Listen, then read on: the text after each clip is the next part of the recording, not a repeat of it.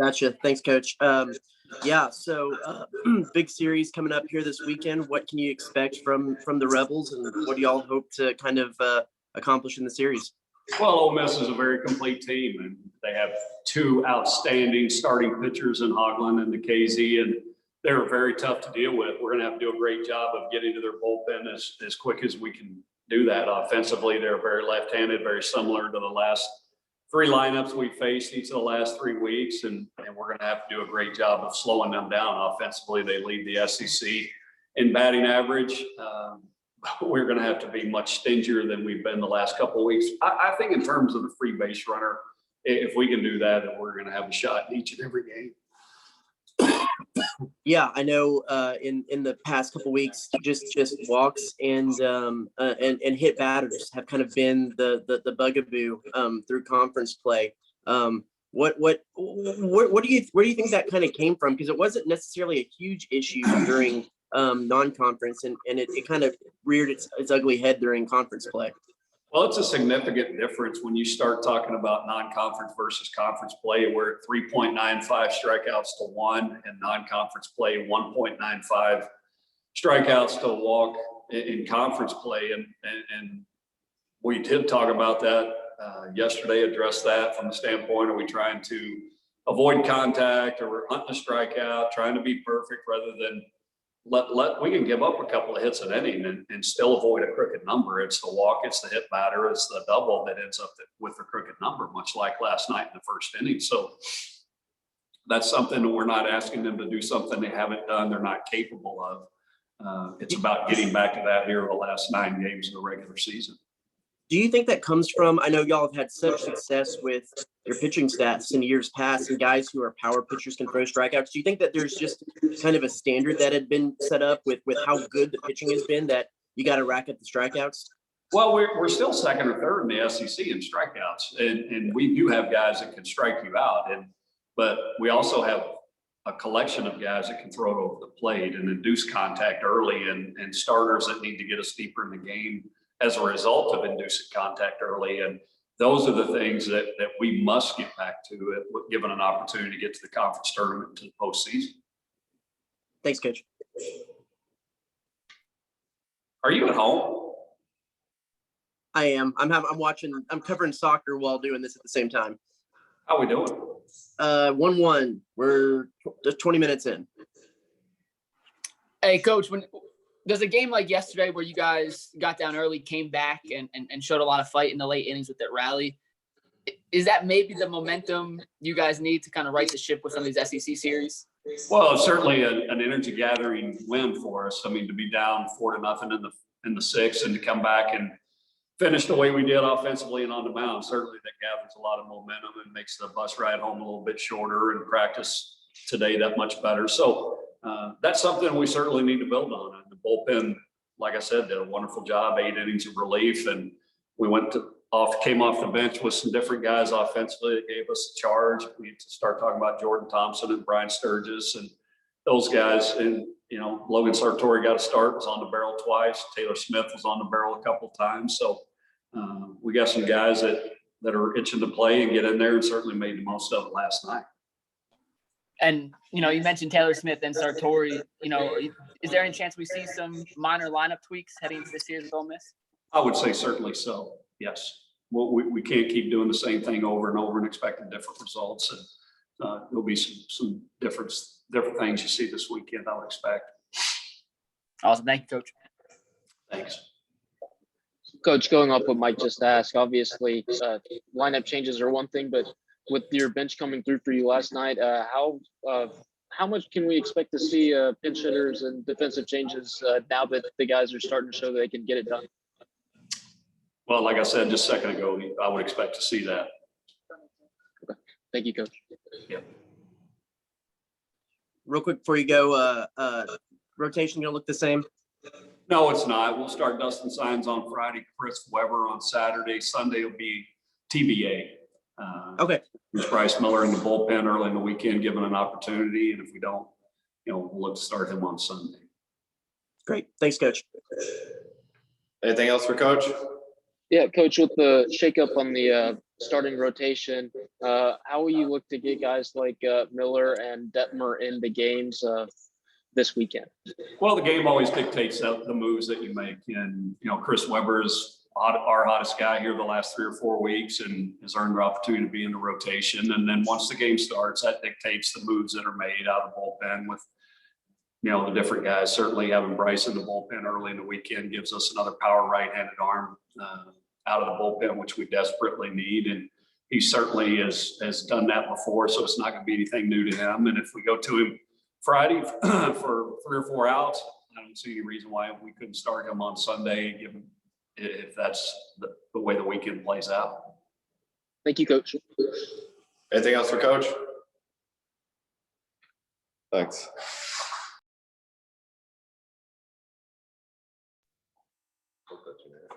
That's fine.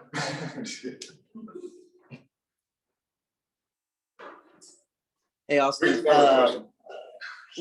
what's kind of just what's the vibe of the team? What's kind of the hope what you'll get out of the series coming up against Ole Miss this weekend? I mean, we're obviously going to want to go out there and sweep, obviously, like we want to do every single series. And it was a big win last night for us, coming back in late after being down. It was we came together as a team, big win, big momentum swing coming into this weekend. What has the season been like as a position player with some guy with having a deep bench and some guys with some ups and downs, having to maybe kind of fight for your position each and every day? We're a great team. You might not show it, but we really are an amazing team. We have so many guys and we're so deep, pitching and hitting. And you just got to go out there and bowl every single day. And whenever your name's called, you got to be ready to go in there and do a job to help the team win. Thanks, man. Yeah. Austin, how has it been playing left field for you this year? Obviously not an outfielder by trade. And how has your comfort level grown as the season's gone on? Definitely a lot more comfortable out there. Working every single day, a lot of reads, doing what I can to, just playing positions that the coaches need me to play to help the team succeed. So I'm just going to do what I can. And I'm definitely getting a lot more comfortable out there. Who on the coaching staff or perhaps teammates have you worked with to, improve your abilities out there in left? Well, our outfield coach is Coach Seeley. So I've worked with him every single day, and he'll come out there and talk to me and work on my reads. And then Ray Alejo is kind of a veteran outfielder. He's been doing it for so long, and he's helped me along the way. And those guys really help me feel comfortable out there. You mentioned Ray helping you out. What kind of leadership role does he provide, and how great has it been to see him have the kind of year that he's had as a senior? He's awesome. I love Ray. He's coming out there. He's definitely a team guy, going to go out there and do what he can every single day. No matter what happens, he's going to be a team guy. He's going to go play an amazing center fielder. He's definitely the best center fielder that I've ever played with or seen in person. And just being in left with him in center just takes everything, all the stress away, knowing that he's going to cover a lot of ground out there and just be that leader that you need. Thank you, Austin. Yeah. Austin, can you talk about the difference between batting 2 and batting 4? What it's like to bat before Will Frizzell and what it's like to be behind him in the lineup? Will is definitely. He's had a All-American season. He's hitting so many home runs and stuff. But being behind him, if he gets on base, I had to drive him in, and now it's just, the 2 holes just getting on base for him to drive me in. It's just a flip flop, honestly. The one thing that Rob has said throughout the season, with Ray getting on, that number 2 hole becomes an RBI spot, doesn't it? Yeah, it really does. Because he's going to be on a lot, Ray, with his speed and just the way he hits the ball. And just being able to either move him or score him is big to help the team succeed. A couple of hitting streaks for you this season. What is it like being up there when you're on one of those runs like you've been on?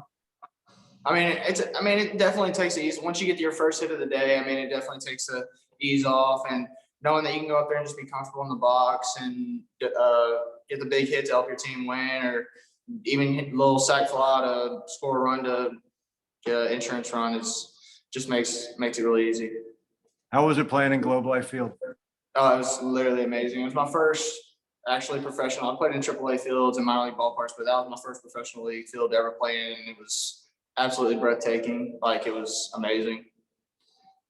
Austin, thank you. Yep. Anything else for Austin?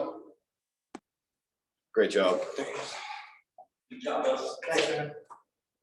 Next up, we'll have Chandler Jozwiak. Howdy.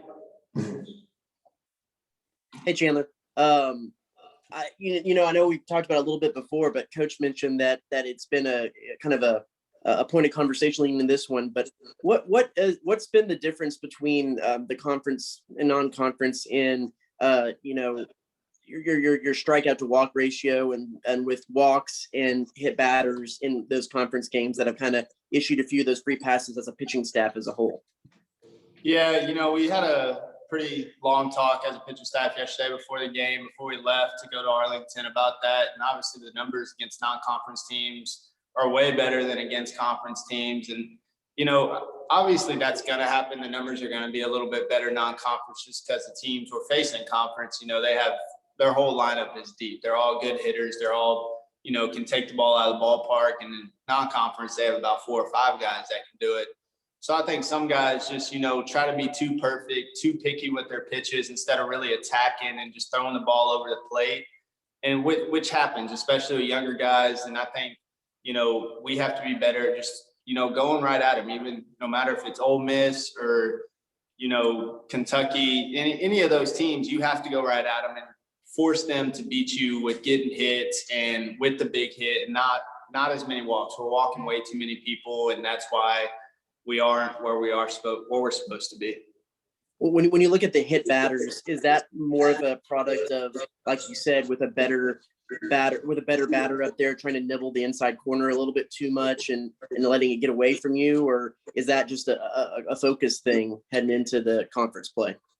I think the hit batters is more, hit batters mainly come from when we are, like you said, we're trying to go fastball in, and our point of emphasis, and we're not going to miss over the plate when we go fastball in. Because usually when we're doing that, it's going to be against a bigger guy trying to get under his hands. And if we're going to miss, we're going to miss in and miss near his pants rather than the plate. And, sometimes that it is okay to, nibble that guy. It's going to happen, but we have to lower that as well. And we have to get better at, like throwing strikes, simple as that. Because once we start throwing strikes, we have the talent and the pitchability and the pitchers depth-wise to be a lot better than we have been.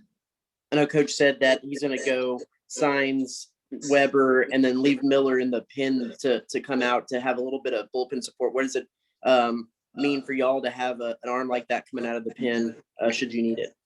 Oh, it's huge. We've definitely missed him in the bullpen. He was one of the best closers at the beginning of the season last year, and that's what he's known for. And I think it's going to be really special for him to come back and be that guy for us and get back to who he was. And it's going to help us out a lot. A lot of us are building up a lot of innings, getting a little fatigued and to where we're having to work a little bit more than we usually would. So it's going to help out a lot, and we're happy he's back. Thanks. Yes, sir. Chandler, with the shakeup in the starting rotation, what are those conversations like, and do they involve the entire pitching staff? As everybody's going to have to be all hands on deck on Sunday, and then also to contribute Friday and Saturday. Well, actually, that was the first time I've heard about Weber starting on Saturday and Bryce coming to the bullpen now. There's been some rumors, but that was the confirmation, I guess. But we haven't really talked about it, but whatever happens. We know we need everybody to be able to win, and we have to win a lot of games now. And we know that, and it's all hands on deck. That means if you haven't had the best season or you haven't had as many innings, you still need to be ready to go, because at any point your name could be called on, and you got to be ready to go, because Ole Miss is a very good hitting team, a very good team all the way around, and we have to be able to throw it over the plate and give our team a chance to win. Well, I guess now that it kind of surprised you with the news, first reaction, how do you expect your role to possibly change this weekend, if at all? I don't expect it to change too much, just be ready to go and be that guy to get the momentum and shut the door if I have to. And that's what I'm going to go out there and do, go out there and try to fill it up and be the best I can be no matter what role I'm in. Thank you, Chandler. Yes, sir. Chandler, what you were talking about earlier about making your pitches really comes down to trust, doesn't it? 100%. And that is a combination of what Rob is calling what Mikey or Taylor is putting down as well. You've got to be on that same page the entire time, don't you? Exactly. You know, we before the games and before weekend series, we get in the lounge with one of our lounges here with the TV and watch video on the team as pitchers and catchers, you know, and we watch every hitter, we watch their barrels from the left and right side, we watch their strikeouts from left and right side. And we also have a scouting report to where they're what they can hit very good, what they're hot on. And you know, what I've learned from freshman year to senior year is when you really focus, when we go into that video and you really read that scouting report and try to learn what these hitters are like, it helps a lot. And it helps when you get on that mound, you know, when I have my ball and when I'm on the mound and, you know, I'm coming set and Chief's calling a pitch, you know, I already have it in mind what he's about to call, what Mikey or Taylor Smith's thinking behind the plate. And it just, the rhythm goes faster. You don't have to think as much and it just becomes a habit. And it makes pitching a lot easier when everybody's on the same page. You know, when you're getting surprised up there, when you're not sure what you're doing and the plan is, it makes it a lot harder out there. And, you know, when everybody's on the same page and you know what the other guy's thinking, what Coach Childress is thinking, what Mikey's thinking, it makes the game a lot easier. You used a key word there. Rhythm is very important for a pitcher, isn't it? 100%. You know, that's one thing Coach Childress emphasizes throughout the fall and the spring. But, you know, you got to be in not, you know, a quick rhythm, but a good rhythm, because you don't want to get the game sped up on you. And that's a big thing that younger guys get confused is when we say get in a good rhythm, they think they have to speed everything up and go faster. And that's not really what it means. It's just get to a rhythm where, you know, you are feeling nothing can mess you up. Everything's blocked out. It's just you and Mike or you and Taylor behind that plate, and everything's repetitive and you're just going, and that offense has no answer for you. And if they need to, they're going to call times, they're going to try to slow you down. But, you know, even then you're still in that rhythm to where nothing's going to mess you up. Going back to that trust, when Mikey or Taylor comes out and hands you that baseball, when they hand deliver it, how important is that message they're delivering to you? Oh, it's huge. You know, me and Mikey are very close. We lived together for almost 3 years while we've been here. And, you know, we're very close. He's one of my best friends. And when he's out there talking to me, somehow he always finds a way to calm me down, relax me a little bit. And, you know, I can't say exactly what he says most of the time, but he always finds a way to get me going. So it's very important that we have that relationship. What happens when Mikey's walking out and he doesn't have that smile on his face? You know, he's all business. You know, that's only happened one time. And I think he came out there and tried to be serious with me. And I think I just told him to go back to the plate. You know, usually Mikey's that kind of loose guy that likes people playing loose and puts a smile on your face, so that, you know, that serious Mike doesn't happen too often. Let me finish on an up note then. One thing I've really enjoyed watching from Mikey is, let's say an 0-2 pitch that hits his glove and it's not a strike, but he gives you that point saying you made that right pitch. What does that mean to a pitcher? It means a lot. You know, I mean, you like that from a catcher to hype you up and give you that motivation and that encouragement, because it's just going to go into the next pitch and, you know, make you feel more confident that you did make that pitch. You just didn't get it. You know, Mikey made a mistake, which is going to happen, but, you know, you have that ability to make it again. And, you know, it definitely helps out a lot. Chandler, thank you very much. Thank you. Anything else? Thanks. Thanks and giggles.